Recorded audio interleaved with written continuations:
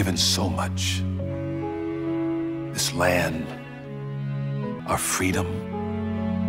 Long years ago, we made a tryst with destiny, and now the time comes when we shall redeem our pledge, not wholly or in full measure, but very substantially.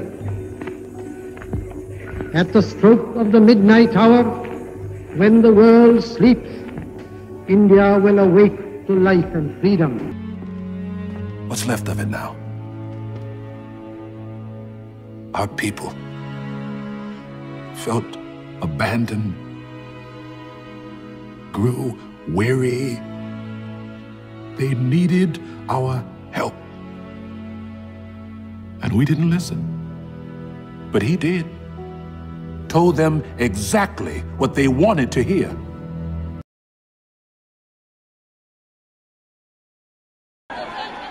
आप जरा मुझे बताइए, आज का दिन कैसा लग रहा है?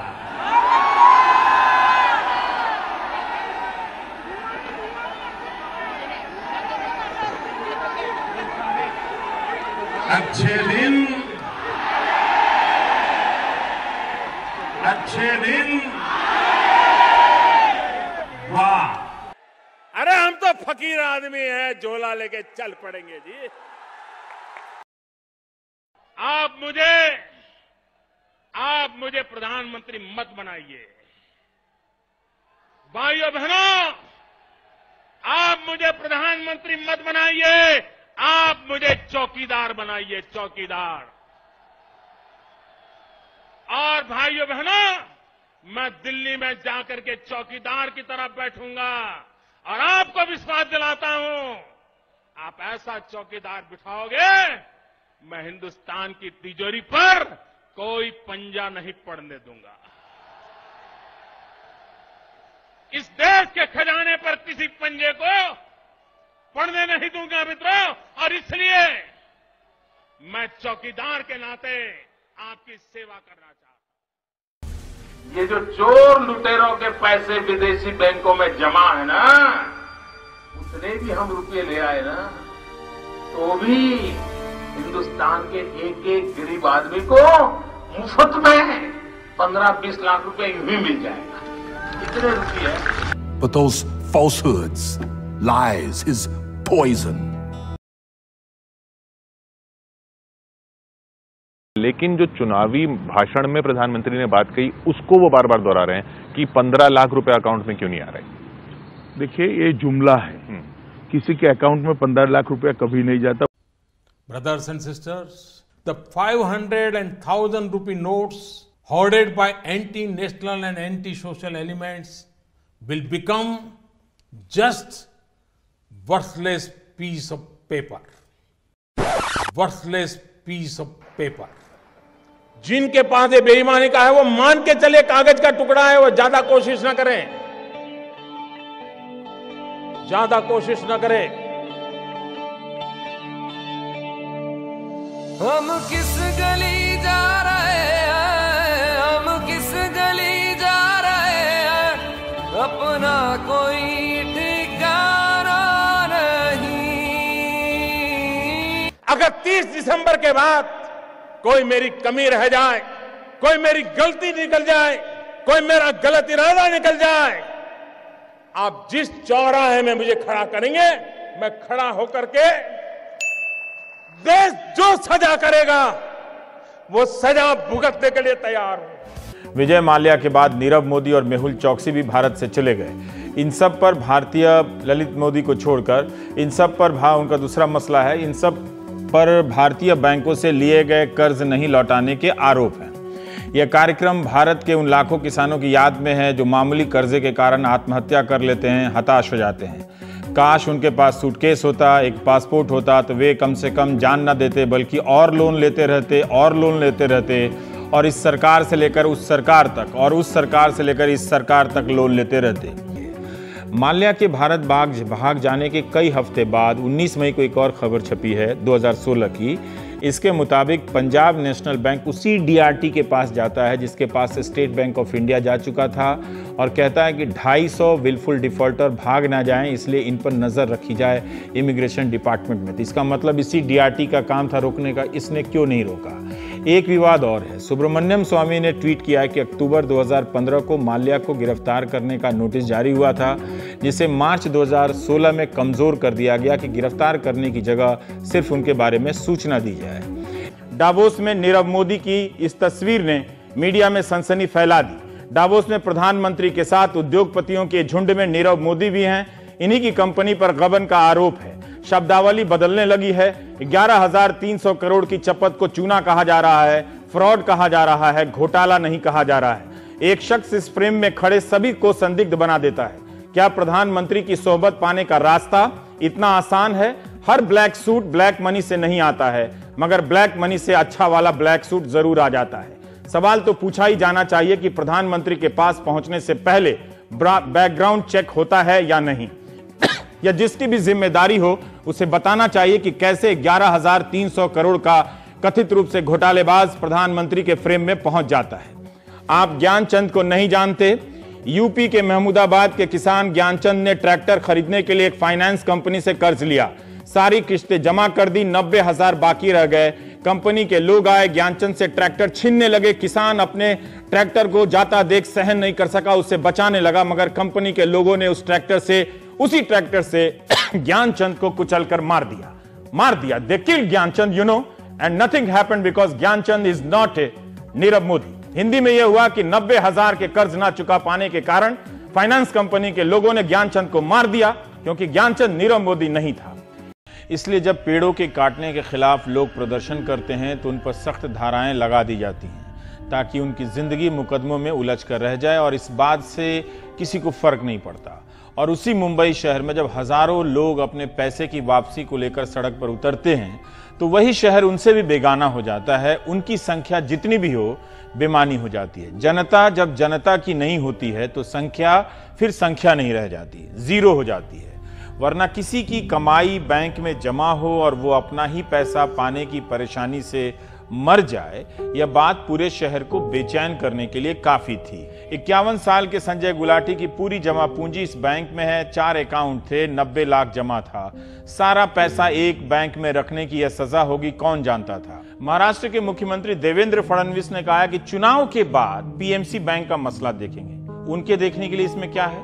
यह काम रिजर्व बैंक का मसला था और वित्त मंत्रालय का मसला था, तो यह चुनाव तक क्यों रुका हुआ है? क्या चुनाव तक इसके खाताधारक बगैर पैसे के रह सकते हैं? क्या हमारे नेता बगैर नोट के चुनाव लड़कर दिखा सकते हैं? मैं आज फाइनेंस मिनिस्टर से पर्सनली मिला था, उन्होंने सब बातें सुनी हमारी, बट मेरे को कोई कॉन्क्रीट जवाब नहीं मिला। बल्कि वो दे सकते थे कि आप लोग बेफिक्र रहिए, आप लोग दिवाली बनाइए, मैं करके दूंगी। अब फाइनेंस मिनिस्टर से ही उम्मीद करेंगे, बाकी किससे करेंगे हम? तकलीफें तो बहुत हो रही हैं। मेरा होटल का बिजनेस है, तो सब चीज़ें अभी स्टैंड स्टिल पे है। अभी रुकिए, अभी देखेंगे आगे हम लोग क्या करना है, कैसे करना है। अभी तो कुछ मतलब समझ ही नहीं आ रहा है। मुंबई मिरर की रिपोर्ट में कहा गया है कि बैंक के 12 निदेशकों का बीजेपी से संबंध है। हमारा पैसा हमको देने के लिए तुमको तकलीफ है, फालतू में तुम लोग बेकार लोगों को पैसा बांटते हो। आज हमारे को तबीयत खराब है, हमारे को ये पैरालिसिस आया हुआ है, लेकिन हमको चल के आना पड़ रहा है। हमारा पैसा है, हमारे को हमारा पैसा चाहिए। हमारे घर में बच्चों की शादी है, हमको हमारा पैसा चाहिए, हमको और कुछ नहीं सुनना है। पीएमसी बैंक ने सिर्फ एक ग्रुप की कंपनियों को, एक बैंक ने एक ग्रुप की कंपनियों को 73% लोन दिया। यह कैसे हो सकता है? यही नहीं, कर्ज भी दिया और इसे छिपाने का फर्जीवाड़ा भी किया। नतीजा, खाता धारक जिन्हें पता भी नहीं होता कि उनके पीछे बैंक के निदेशक प्रमोटर क्या खेल खेल रहे हैं, वो सड़क पर हैं, उनकी नींद उड़ गई है। ग्राहकों के पोस्टर पर लिखे नारों को पढ़िए। ये लोग खुद इस वक्त को कितना लाचार महसूस कर रहे हैं। अपने मुख्यमंत्री से सुनना चाहते हैं, अपने नेताओं से सुनना चाहते हैं। कस्टमर हैं तो मोदी जी आप हैं। इस तरह के होर्डिंग है, howdy bank account holder road पर। मोदी जी, क्या ये आपका डिजिटल इंडिया है? आरबीआई से कहिए पैसे वापस करें।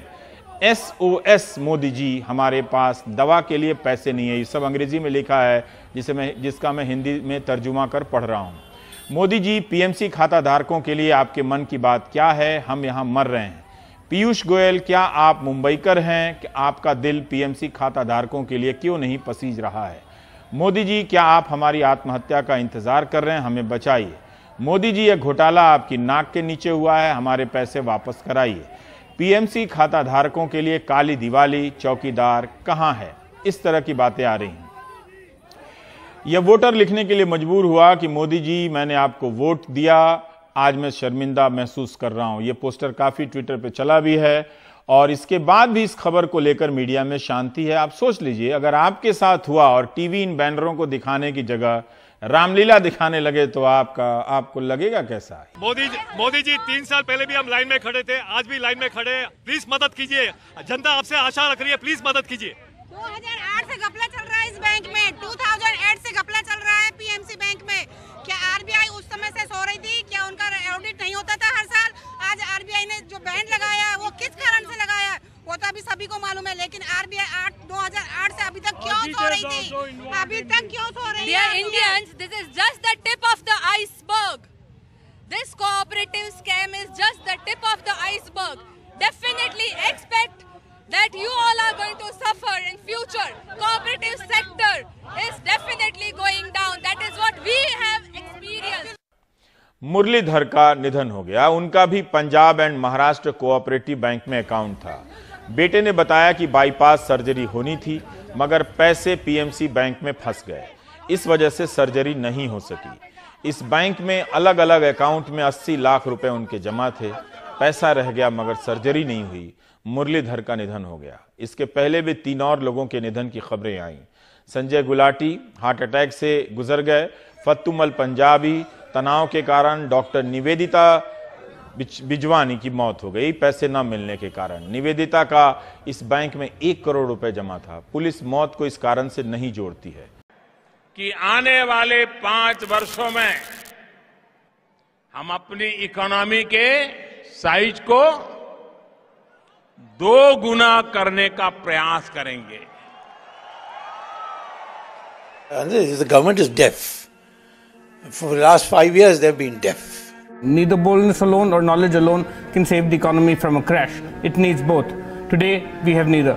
Do you think that this government's handling of the economy has been correct? I never thought the government from day one was handling the economy properly. They didn't even understand what the economy was. Since 2015, we have been sliding down. And now the quarter is down to 5%. That 5% is on current prices. I don't think in constant prices will be more than 3.5%. That's a real collapse. I mean, we are facing essentially not a recession but a depression. So we could have a crash starting from December.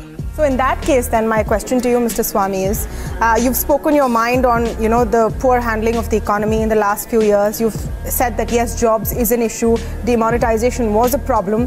Then why are you confident that the BJP will be voted back to power? Why should anyone vote this government back to power?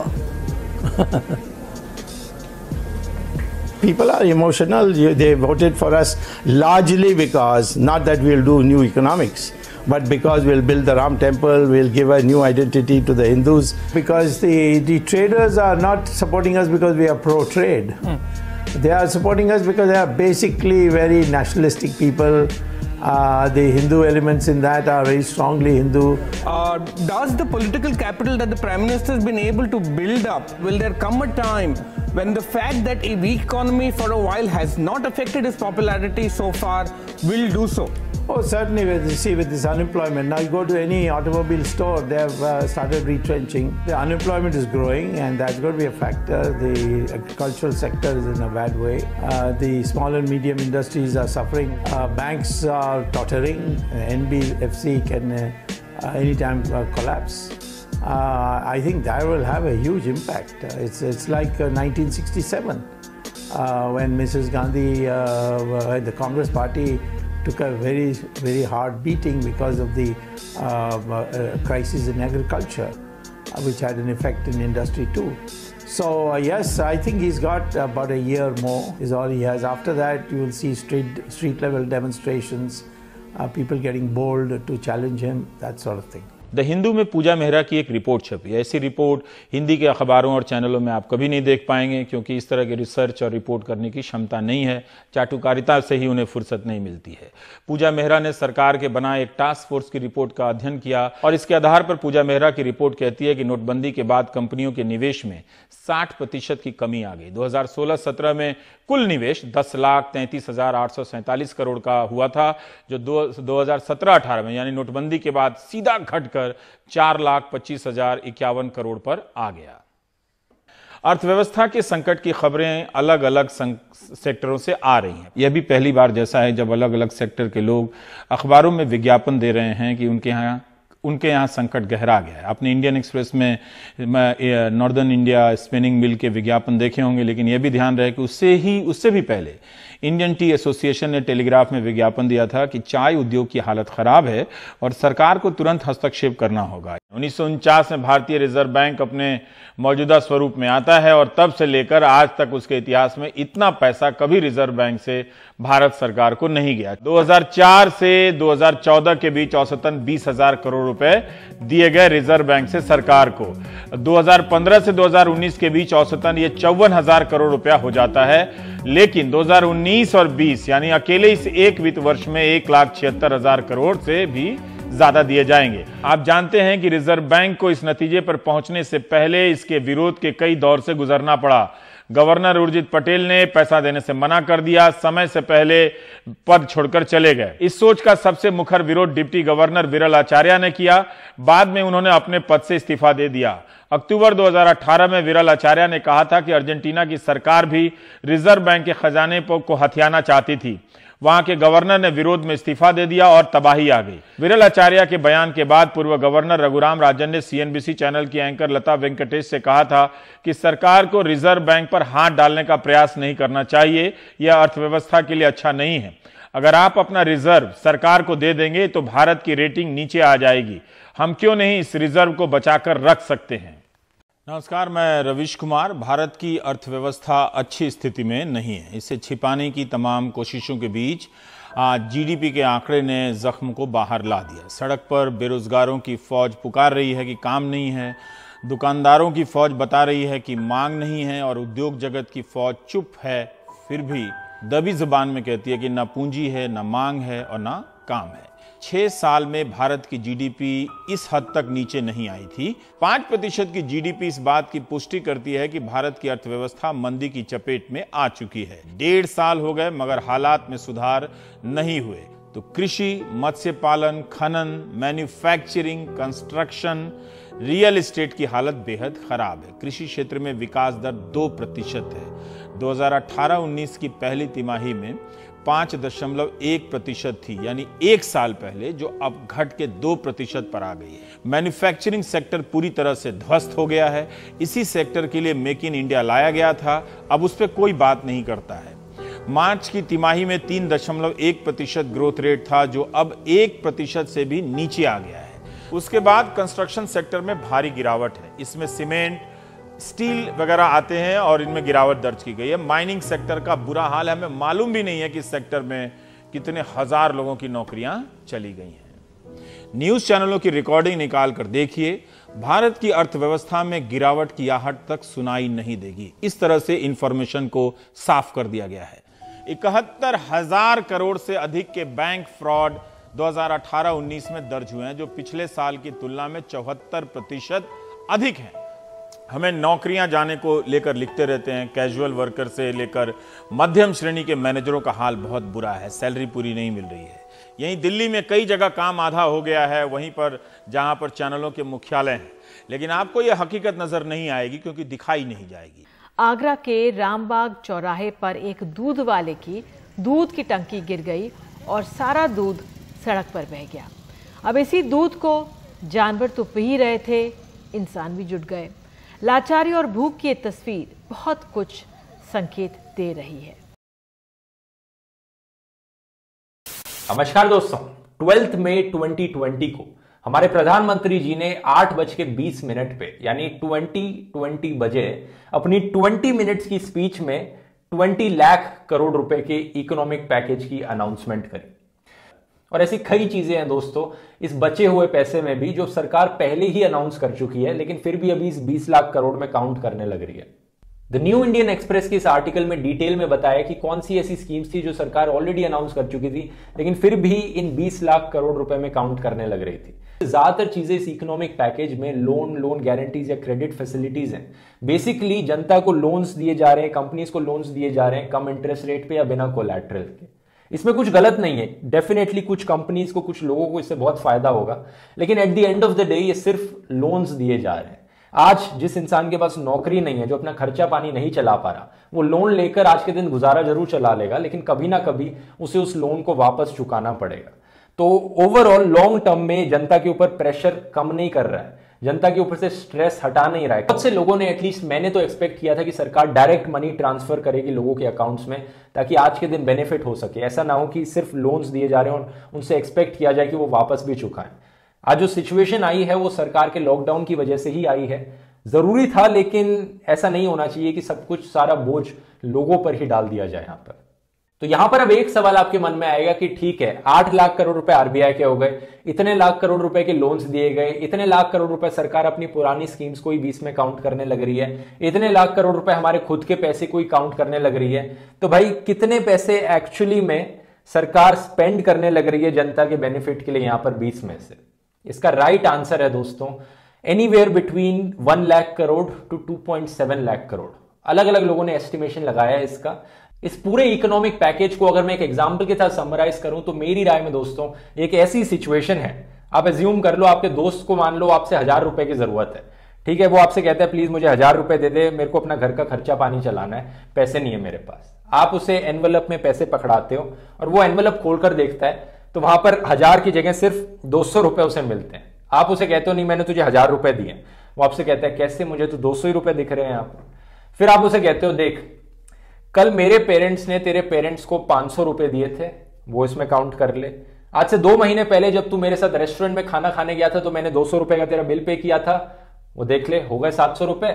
उसके बाद 100 रुपए तेरे खुद के wallet में रखे हैं, वो भी इसमें काउंट कर ले, 800 हो गए।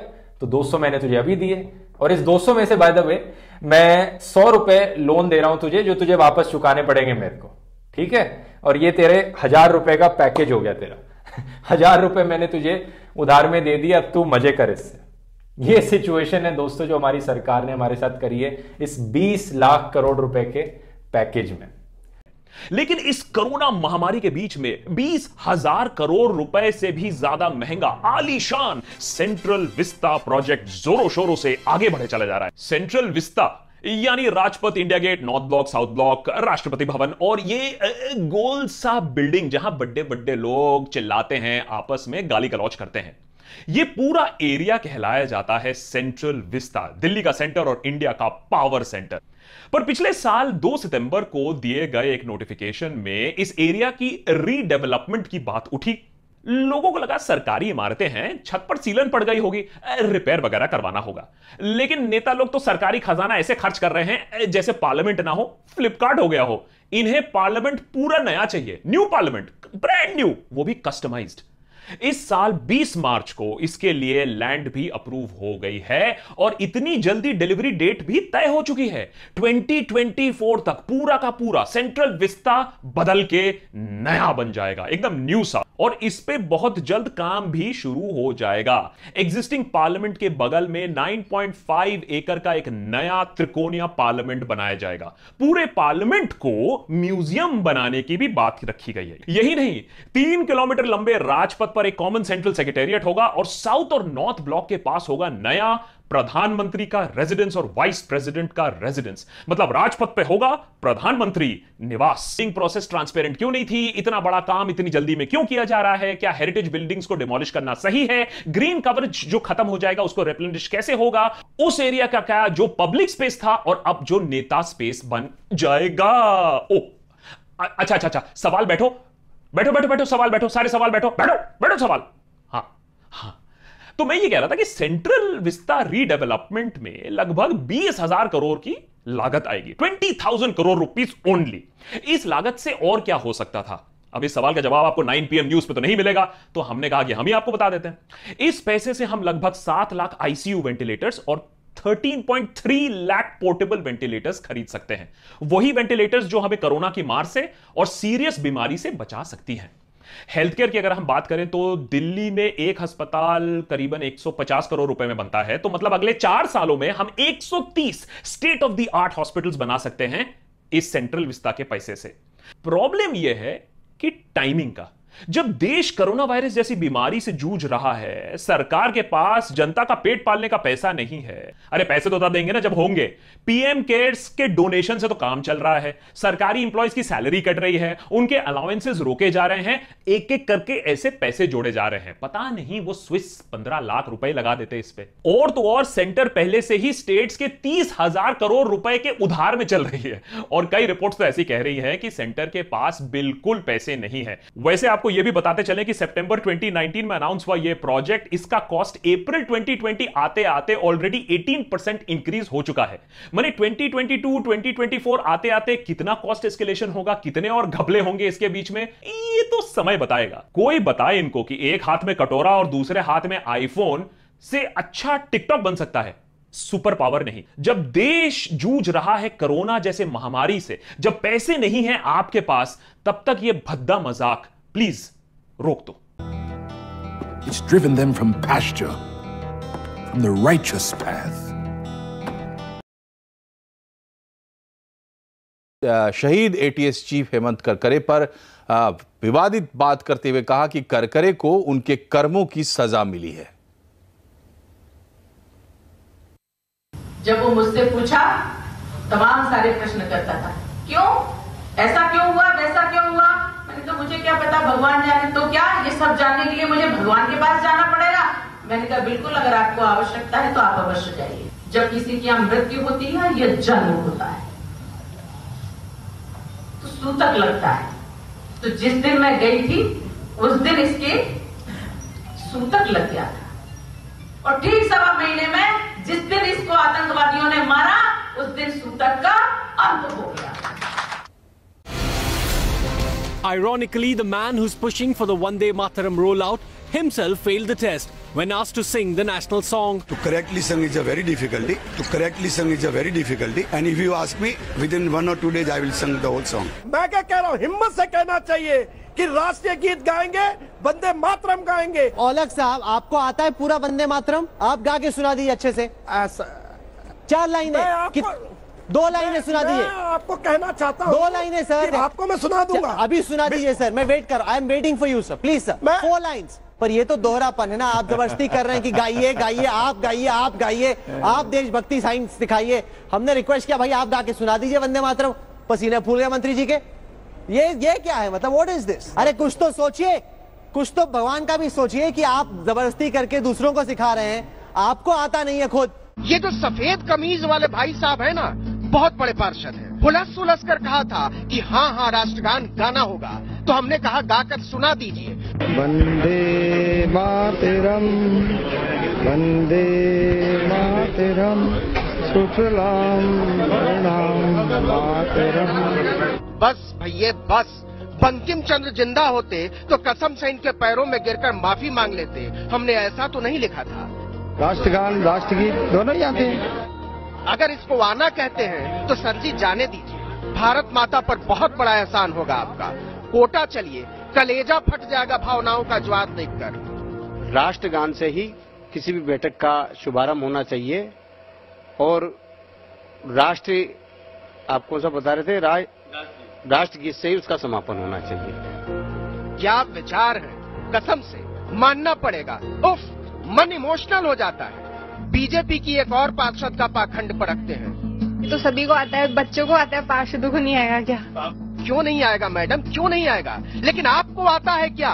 तो प्लीज जल्दी से सुना दीजिए। वंदे मातरम, शुभलाम शुभ। वाह वाह वाह, अजी याददाश्त पर मत जाइए, भावनाओं को समझिए। संशयाम मल्याम सुब्रत ज्योतिषम पुलकित्याम सुमिता दुमल सुनामीम सुहासिन सुमंद्र भुजमानी वंदे मातरम। बस भैया बस, बंकिम चंद्र जिंदा होते तो कसम से इनके पैरों में गिरकर माफी मांग लेते। हमने ऐसा तो नहीं लिखा था। जी हाँ, यही है सियासत की असली तस्वीर। प्रधानमंत्री नरेंद्र मोदी मॉस्को पहुंचे। प्रधानमंत्री जब वहां पहुंचे तो राष्ट्रगान हो रहा था, लेकिन प्रधानमंत्री बीच में ही आगे बढ़ गए।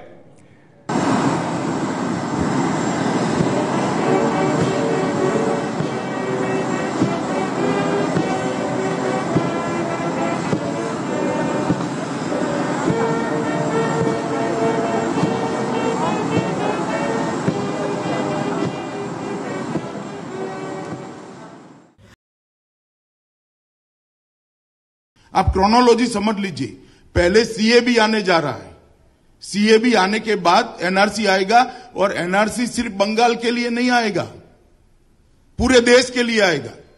भारतीय जनता पार्टी की सरकार एनआरसी के पहले सिटीजनशिप अमेंडमेंट बिल लेकर आनी है, सीएबी लेकर आनी है। ये सीएबी क्या है? ये सीएबी का मतलब है भारत के अंदर जितने भी हिंदू, सिख, जैन, बौद्ध, क्रिश्चियन, जितने भी हिंदू शरणार्थी आए हैं, वो सभी के सभी को भारत की नागरिकता प्रदान कर दी जाएगी, हमेशा के लिए प्रदान करनी। दिल्ली में आग लगी रहे, ये यही चाहते हैं, इसीलिए इन्होंने रास्ते बंद किए, इसीलिए दंगे जैसा माहौल बना रहे हैं। हमारी तरफ से एक भी पत्थर नहीं चलाए।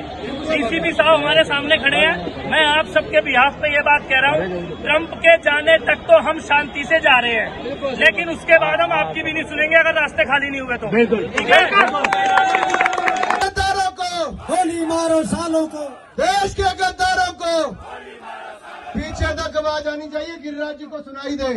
देश के गद्दारों को, देश के गद्दारों को, देश के गद्दारों को, गोली मारो सालों को, देश के गद्दारों को, गोली मारो सालों को, देश के गद्दारों को, गोली मारो सालों को। हमें किस धर्म में हमारा जन्म हुआ है?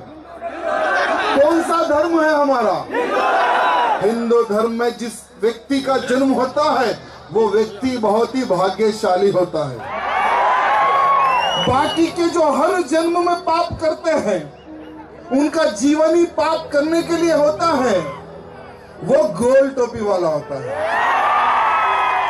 और दूसरी बात तो ये है कि मुसलमान तो इस देश के अंदर रहना नहीं चाहिए। उन्होंने जनसंख्या के आधार पर देश का बंटवारा कर लिया, तो फिर यहाँ इस देश के अंदर रहने की क्या आवश्यकता थी? फिर उनको अलग भूभाग दे दिया गया, बांग्लादेश या पाकिस्तान जाएं, यहाँ क्या काम है उनका? यदि आप इस देश के मुसलमान ये स्वीकार करने के लिए तैयार नहीं है कि मेरा पूर्वज हिंदू है, तो वो देशभक्त हो सकता है, परंतु वो राष्ट्र विरोधी है, ऐसा मैं मानूंगा। एंटी नेशनल है, माने राष्ट्र विरोधी है। देश में हर आतंकवादी मुस्लिम क्यों होता है और मुस्लिम बीजेपी को वोट क्यों नहीं देता है? एक सीधी सी बात है। इसलिए भारतीय जनता पार्टी एक राष्ट्रभक्त पार्टी है, इसलिए मुस्लिम उसको वोट नहीं करता है। इसलिए मैं मुसलमानों से कह रहा हूँ, वोट दे देना, भीख नहीं मांग रहा हूँ। अगर वोट दोगे तो सुखी रहोगे, अगर वोट नहीं दोगे तो जो कष्ट झेलोगे। भारतीय जनता पार्टी का शासनकाल है, जो कष्ट तुमको नहीं झेलने पड़े थे वो कष्ट तुमको उठाने पड़ सकते हैं। सवाल ये है कि मुस्लिम धर्म में जो है, आप जानते हैं कि 50 औरत रखिए और जो है 1050 बच्चा पैदा कीजिए। ये कोई परंपरा नहीं, ये तो जो है एक जो है जानवरी प्रवृत्ति है, जानवरी प्रवृत्ति है। हिंदू अलग संस्कृति है, मुस्लिम अलग संस्कृति है, दोनों एक साथ नहीं रह सकती। दो संस्कृतियां कभी एक साथ नहीं रह सकती हैं। ये टकराव होगा, जरूर होगा। जो गाय मुसलमानों के घर में पल रही है, ये गाय मुसलमानों से इनको किसी भी कीमत पर वापस ले लेना चाहिए। इसलिए वापस ले लेना चाहिए कि यदि हम अपनी लड़की और बहन को इनके घर में जाने को लव जिहाद मानते हैं, तो क्या हम अपनी गाय माता को इनके घर के में जाने से इसको लव जिहाद की श्रेणी में नहीं लाएंगे? ये लव जिहाद है, इसलिए गाय माता को किसी भी कीमत पर मुसलमानों के घर से वापस लिया जाना चाहिए। हमारी माँ का कोई अपमान करेगा, हम मर जाएंगे, सहन नहीं करेंगे, मर जाएंगे, मार देंगे। अगर जिसे तुम माँ कहते हो, अगर उसको हम काटें, तुम्हें कैसा अच्छा लगेगा? ये पंजा नहीं है, ये कमल का हाथ है। ये कटुए का गले को काट देगा चुनाव के बाद। ए सुनो, अल्लाह के भक्त हो या भगवान विष्णु के भक्त हो, पहले ये बताओ, पहले बताओ जरा कौन भक्त, किसके भक्त? भक्त तो हम अल्लाह के हैं, मैं तो सीधा ठोक के आप लोग के धर्म की भी बस, तो फिर चिल्लाओ मत। अल्लाह के भक्त हो तो चिल्लाओ मत, बैठ जाओ। नहीं, फिर बैठ जाओ चुपचाप, फिर चुपचाप बैठ जाओ। किसी मस्जिद का नाम रख दूंगा मैं भगवान विष्णु के नाम पे, फिर चिल्लाते फिरोगे। अरे रख दूंगा किसी मस्जिद का नाम भगवान विष्णु के नाम पे, चिल्लाओ मत, बैठ जाओ। बहुत लोगों को बड़ा दर्द हुआ कि आगरा का ताजमहल ऐतिहासिक स्थलों में से निकाल दिया गया। कैसा इतिहास, कहां का इतिहास, कौन सा इतिहास? और मैं गारंटी के साथ आपसे कहता हूं कि इतिहास बदला जाएगा। कि चुनाव बाबर और राम के बीच है और राम को चुनाव जिताना, बाबर को बरेली से भगाना है। ये आपको तय करना है कि दिल्ली में राम जादव की सरकार बनेगी या हराम जादव की सरकार बनेगी, आपको स्वयं फैसला करना है। भैया तुम लोगों को अली मुबारक हो, हमारे लिए बजरंग बली हमारे साथ में है। इसलिए निर्णय इस बात का होगा कि भारत की जनता भारत में भगवान के साथ होगी कि इस्लाम के साथ। इस्लाम जीतेगा कि भगवान जीतेगा। ये सच है कि भारत के अंदर हमारी जनसंख्या गिर रही है। क्या भारत में फिर से नया पाकिस्तान हम बनाएंगे? गिरिराज ने कहा, लोकतंत्र तब तक ही सुरक्षित है जब तक हिंदू बहुसंख्यक हैं। हिंदुओं की आबादी कम होने से सामाजिक समरसता खतरे में पड़ जाएगी। जिन जिलों में मुस्लिमों की आबादी बढ़ रही है वो देश की एकता और अखंडता के लिए खतरा है। अखंड हिंदू राष्ट्र, अखंड हिंदू राष्ट्र, अखंड हिंदू राष्ट्र। और जो भी व्यक्ति अखंड हिंदू राष्ट्र के बीच में आएगा उसका नामो निशान छोड़ेंगे नहीं। अखंड हिंदू राष्ट्र की स्थापना के लिए हर हिंदू अपने घर में हथियार रखना सीखे मेरे भाइयों। मैं हमारे विश्व हिंदू परिषद के अधिकारी गणों से यह निवेदन करना चाहता हूं कि हर वो नौजवान को AK-47 की शिक्षा भी देने की आवश्यकता है। देश की रक्षा के लिए हर वो नौजवान को AK-47 चलाने की शिक्षा देने की आवश्यकता है। आगरा में नरेंद्र मोदी की रैली में मुजफ्फरनगर दंगों के आरोपी बीजेपी विधायकों को सम्मानित किया जाएगा। खुद नरेंद्र मोदी दोनों विधायकों को सम्मानित करेंगे। मोदी की रैली में सम्मान को लेकर संगीत सोम और सुरेश राणा का कहना है कि मोदी से सम्मान मिलना उनके लिए गर्व की बात है। मोदी सरकार में मंत्री जयंत सिन्हा ने हत्या के दोषियों को माला पहनाकर उनका स्वागत किया, सम्मान किया। गोरक्षा के नाम पर हत्या के दोषियों से मिले मंत्री जयंत सिन्हा ने माला पहनाकर हत्या के दोषियों का स्वागत किया। दूसरे मंत्री गिरिराज सिंह, उन्होंने दंगे के आरोपियों से न सिर्फ जेल जाकर मुलाकात की बल्कि उनके लिए बाकायदा आंसू भी बहा दिए। तो आज के बाद अपने मन में एक बात बिठा लो कि आज से मैं 1 रुपए की भी चीज खरीदूंगा तो हिंदू के पास से खरीदूंगा। मैं 1 रुपए की कोई भी चीज वस्तु या खरीदूंगा वो हिंदू के पास से खरीदूंगा, इन देशद्रोहियों से नहीं खरीदूंगा। अगर मेरे 100 करोड़ हिंदू, मेरे भारत में रहने वाले 100 करोड़ हिंदू अगर मेरी बात पर अगर इंप्लीमेंट कर दे तो बाकी के 25 करोड़ अगर हिंदू धर्म कन्वर्ट ना कर ले तो मेरा नाम बदल देना मेरे भाइयों। आने वाले समय में ये लोग आपके पास आएंगे कि भैया हमें हिंदू धर्म कबूल करना है, बोलिए किस मंदिर में आए। Woe to the man who leads my flock astray. For if I am not their shepherd, then I must be the wolf.